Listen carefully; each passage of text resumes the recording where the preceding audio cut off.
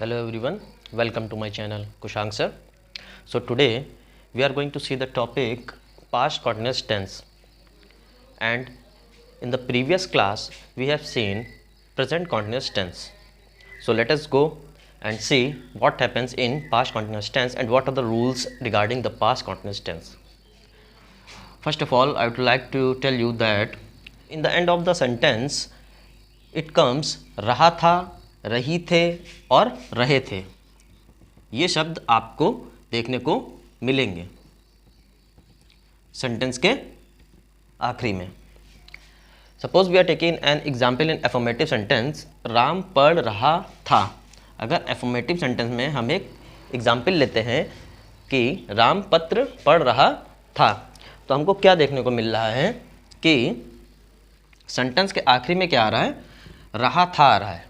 तो इससे पता चल रहा है कि ये हमारा पास्ट कंटिन्यूअस टेंस है. अगर हम इसको बनाएं, ठीक है, if we convert it into English, so it will come Ram पत्र पढ़ रहा था, तो हमारा सेंटेंस बनेगा Ram was reading the letter. ये जो हमारा सेंटेंस है ये एफर्मेटिव है, एफर्मेटिव सेंटेंस है, ठीक है. तो यहाँ पे क्या रूल बन जाएगा, रूल इसका होगा, पहले तो देखिए राम क्या है, it is subject, so it will come subject plus was क्या है, व्हाट इज़ हेल्पिंग वर्ब. ये हम लोग ने पहले के क्लास में समझाया हुआ है कि हेल्पिंग वर्ब क्या होता है, मेन वर्ब क्या होता है. तो वॉज क्या है, हमारा हेल्पिंग वर्ब है, प्लस रीडिंग क्या है, देखिए ये हमारा मेन वर्ब है रीड, ठीक है, ये क्या है हमारा मेन वर्ब है रीड, और उसके साथ में क्या आया है, ये आईएनजी फॉर्म आई है ये, ठीक है, और प्लस ये हमारा क्या हो गया, ये हमारा ऑब्जेक्ट है ये. तो ये हमारा एफर्मेटिव सेंटेंस हो गया. Now we will go towards negative sentence. अब हम लोग इस सेंटेंस को नेगेटिव सेंटेंस में बना के देखेंगे and we will see what is the rule for the past continuous tense in the form of negative sentence. So now here is the sentence is in negative form. Negative में क्या लिखा हुआ है, राम पत्र नहीं पढ़ रहा था, ठीक है. तो नेगेटिव में क्या आ जाता है, in the middle of the sentence it comes नहीं. तो Ram was not reading the letter, Ram was not, देखिए नहीं के लिए क्या आ जाएगा, नॉट रीडिंग द लेटर. इसका रूल क्या बनेगा, राम क्या है, सब्जेक्ट है, वॉज हेल्पिंग वर्ब हो गया, फिर नॉट, फिर हमारा मेन वर्ब है रीड, फिर आईएनजी, फिर object. Only the difference is that it comes not in the middle of main verb and the helping verb. तो मेन वर्ब और हेल्पिंग वर्ब के बीच में, हेल्पिंग वर्ब मेन वर्ब के बीच में क्या आ रहा है, नॉट आ रहा है. So this sentence is in negative form of past continuous tense. Let us go further interrogative sentence. Interrogative sentence को हम लोग देखते हैं कि कैसे वो बनता है and what the rules comes for interrogative sentence. Now let us see the sentence of interrogative, that how the interrogative sentence comes.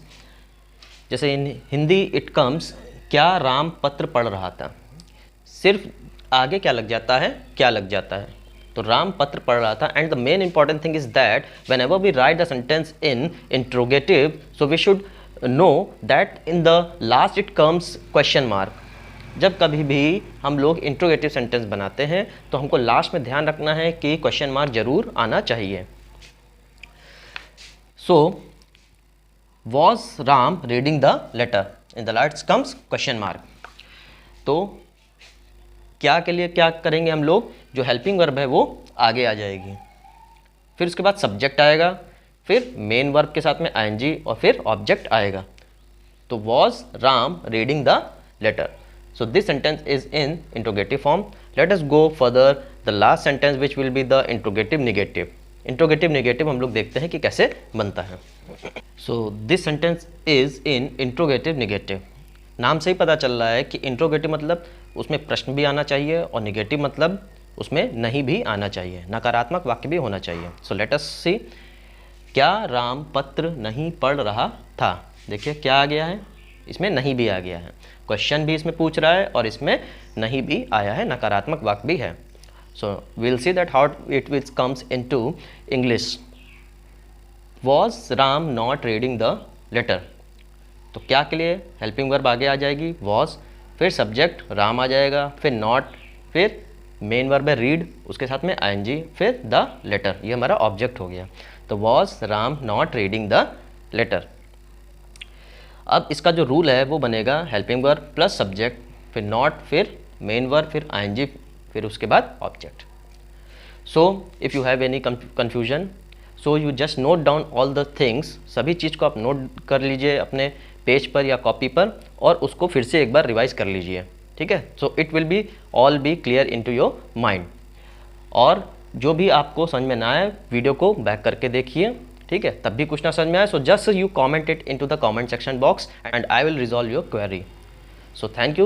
This was the topic past continuous tense, and in the next class we will see future continuous tense. Thank you for today.